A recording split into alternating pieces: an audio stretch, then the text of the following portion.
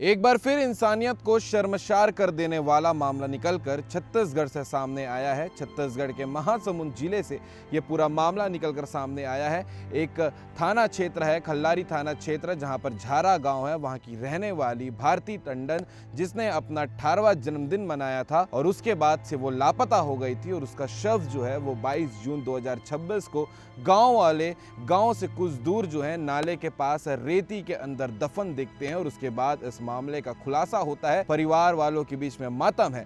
ये पूरा मामला क्या है आपको बताते हैं। दरअसल 19 जून 2026 को भारती टंडन का जन्मदिन था, वो भी 18वां जन्मदिन, जिसे वो मनाई थी रात में और उसके बाद रात 3 बजे से वो अपने घर से लापता थी।